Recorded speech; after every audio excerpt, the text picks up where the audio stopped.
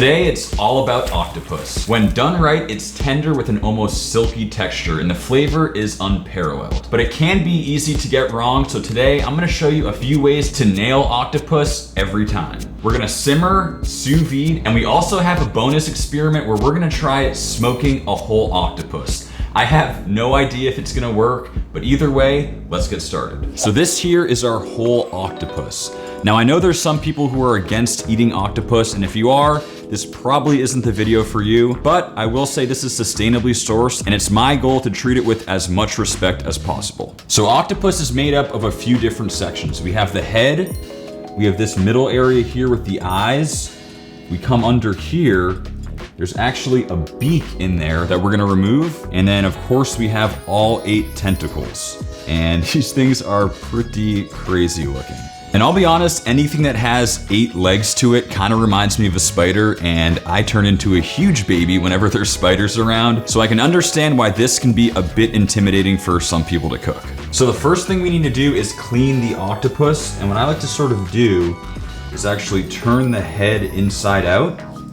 It's actually pretty well cleaned already. We do need to remove the eyes. This part can be a little gory, so we're just gonna actually remove the eyeball. There's one. Now we're just gonna remove the second eye. And now we're gonna remove the beak. Just pull it out like so. And this here is the beak. It literally looks like the beak from a bird. I gave it a quick rinse in cold water, and here we have our perfectly cleaned octopus.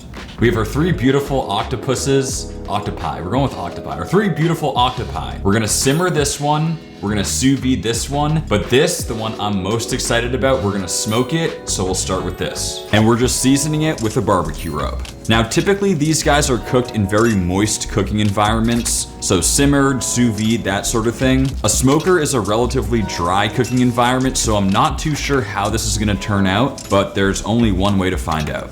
It's all seasoned up. Now we're just gonna get it on a rack. Wanna make sure we have a lot of airflow. So I'm just separating these tentacles. Okay, I think this looks pretty good. It's all seasoned up. There's already so much moisture coming out of this thing. I really hope it stays juicy in the smoker. Let's get it on the grill. I decided to keep the temp around 250 Fahrenheit. And like always, we're smoking over applewood, low and slow. Next up, sous vide, and it's a 3-step process. Now this first step is completely optional, but it does make for a way nicer looking final product. All we're doing is gently dipping in the octopus. Do it maybe 3 or 4 times, and notice how those tentacles have curled up really beautifully. So as you can see, we have these really nice curls. At this point, the octopus is not cooked whatsoever. We're gonna quickly portion it up and sous vide. I quickly sliced it in half so it would fit better, added to the bag, and vacuum sealed.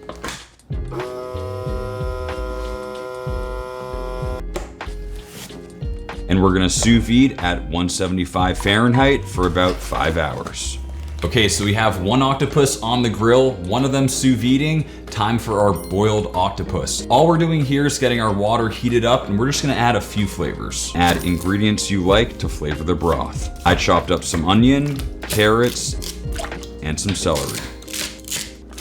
Just a few black peppercorns and a touch of salt. Dip in the octopus. I use the same technique to get those curls. We're gonna let this simmer for about an hour and make a quick marinade. We're gonna incorporate this marinade before it hits the grill and also use it as a finishing sauce. And it's really just a vinaigrette. I added fresh garlic, oregano, some chili peppers, lime juice for acidity, and a little bit of grapefruit zest. Bring it all together with some good olive oil and season with salt and pepper for a spicy and citrusy dressing. Okay, it's been about an hour and our octopus is done. Remove it like so. This octopus is looking amazing, and we know it's tender because a toothpick or a thermometer slides through with pretty much no resistance. You're also gonna notice this exterior layer of fat, and this stuff here is all flavor. The key is letting this cool down completely before we do anything else. In doing so, it'll prevent that layer from falling off. Once it's cooled down, slice it up into individual tentacles. Add it to a bowl, Top with the vinaigrette and let it marinate for at least a half an hour.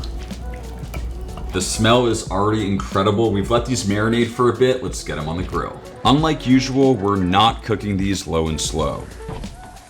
We want the grill really hot. The octopus is already fully cooked, and we want to quickly char it up. High heat will allow that layer of fat to caramelize nicely. Keep an eye on it to avoid flare-ups. When it looks like this, it's good to go. Finish with more of the dressing, and we're left with some beautiful grilled octopus that's full of flavor and nice and tender.